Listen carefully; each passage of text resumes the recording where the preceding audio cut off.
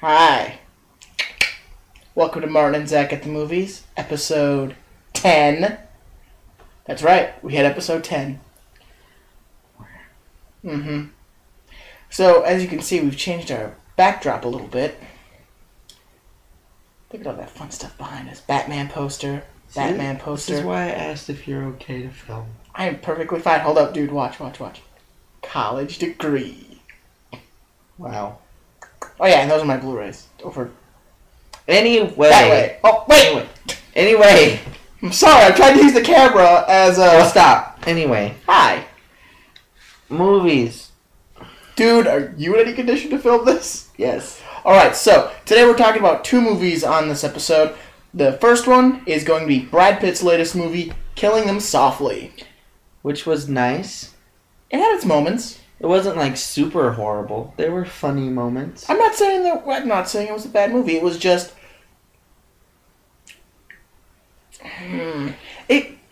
Alright, here's what it felt like. It felt like whoever directed this movie, I don't know their name off the top of my head, really felt like half the time they wanted to do this really artsy film, and the other half they were just doing a normal movie, and then they took those two parts and slammed them together, and what you got was Killing Them Softly. This is how I've explained it to people. It's like there were 15 minutes of boring, and there were 15 minutes of really funny, good movie, and then like did that through the whole movie. Kinda, yeah.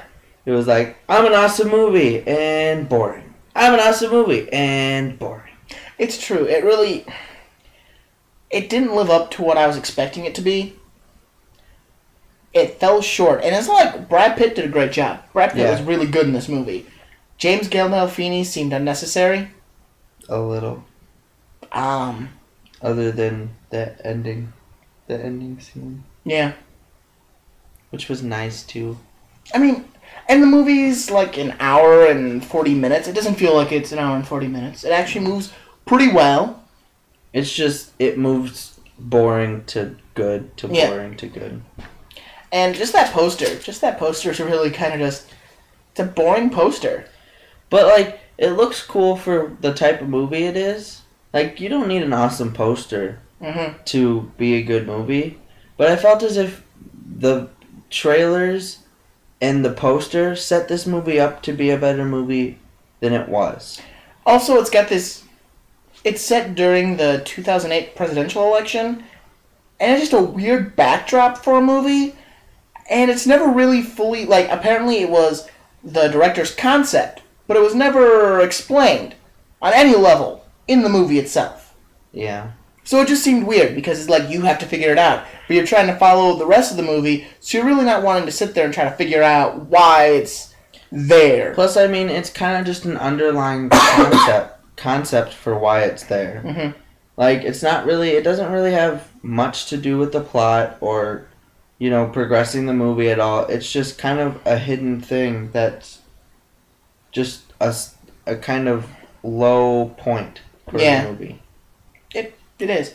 And the opening's a little weird. It's got some weird sound effects in it. It sounds like if you've ever been next to, like, a paper machine, like the machines that print papers, it sounds kind of like that. It goes from one of Obama's speech or Bush's speech, one of the two. Obama. Yeah, it goes from his speech and it cuts out to that sound of just an engine just going around and around, and then it cuts back into the speech, and then it does that for a good, like, 5 minutes. About 5 minutes. And it's really annoying. It is. It's an annoying way to start a movie. Overall, if you want to go see Killing Them Softly, it's not a bad movie to go see. You'll laugh. You'll laugh at a couple of points. You'll be bored at a couple of points. Maybe you'll like it. The movie, like I said, is set in 2008, but it looks like it's the 80s everywhere else. Yeah. So it's kind of a screws with your mind a little bit. The second movie we're taking a look at on this episode is Hitchcock. Which made me very, very happy. Now, as we said earlier, this was on our wish list. It was pushed to a limited release. It came out last Friday in our area, finally. It's not due out for the main release until January. But we went and saw it. It was amazing. Especially for... He hasn't seen Psycho yet. But especially for people who have seen Psycho, it's just a nice... There are parts in it, and even if you know the main concept, which Martin does, there are just parts in it that are funny because of parts of the movie. Like the thing with... I can't think of his name now, but the guy who plays Norman Bates. Anthony Perkins. Yeah. There's just stuff with him in there that's kind of funny. Not the real Anthony Perkins. A guy playing Anthony Perkins. A guy playing Anthony Perkins playing Norman Bates. Anyway, but there's box within a box within a box. Yeah. Hit it with a hammer. Hit it with a hammer. But it's a really good movie, really funny movie. The opening scene of this movie, besides it being about Psycho, the opening scene of this movie is what made me go, I want to own this. Yeah, it opens with Ed Gein and his brother sitting there, and they're doing something after a fire. And the first person Ed Gein ever killed was his own brother. Hit him over the back of the head with a shovel. And that's how this movie opens. And then you hear the Alfred Hitchcock Presents music, or a variation of it, because I don't think it's the actual music. I think Danny Elfman redid it. And then it pans over to Hitchcock, and he does a Alfred Hitchcock Presents kind of an opening into the movie. And it's really cool. It's nice. Plus, he does that on and off, not the Presents thing, but he does it on and off through the movie, where it'll be him figuring out how to film this movie, all the stuff that went into the movie and whatever in his life, and then it'll cut to him kind of envisioning or dreaming of Ed Gein's life, and kind of connecting it to Psycho, and he's just basically standing in the background watching him do this and talking to him. And that was really nice too. I thought it was really nice. Hitchcock did break the top 10. It came in, we put it at number 4. So if you just go back to the top 10, Southern Psychopaths goes off the list and everything just drops down a slot until you insert Hitchcock at number 4. Yeah. But no, Anthony Hopkins, great job. Helen Mirren, she did good too. Helen something. She did good. This movie's getting some award buzz, so if you're like one of those people going, I need to see all the movies nominated, definitely go see this one. Not just because it's nominated, but because it's a good movie. It's a great movie. It is. Plus, I think Anthony Hopkins did a fantastic job playing Hitchcock. Oh yeah, he did.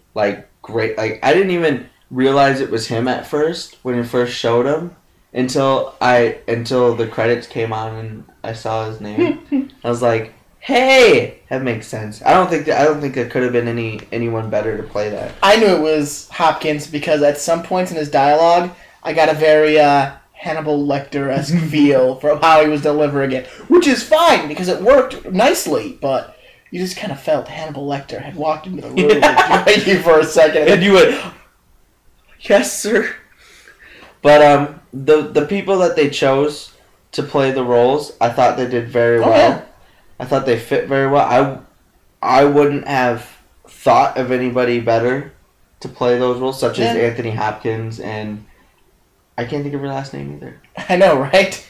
Anyway. I just can't think of how to pronounce it. I can think of it, and I can think of the spelling of it. I just can't pronounce it right now. Anyway, his wife, and... Not Anthony Hopkins' wife. She plays his... Yeah.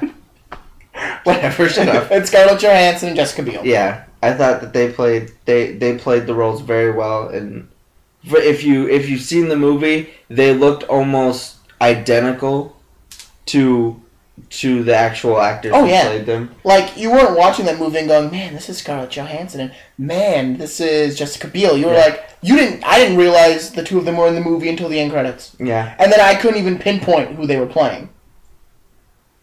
But it's a really great movie. It made me very happy because I like Psycho. He does. Plus, I like Alfred Hitchcock. So it's a good combination. Yeah, it's a great movie. Definitely go check that one out. Killing Them Softly, Hitchcock, definitely go check that one out. Yeah, definitely need to see that. Alright, as for Martin and Zach at the movies, we'll catch you next time with whatever we go see next. Yeah.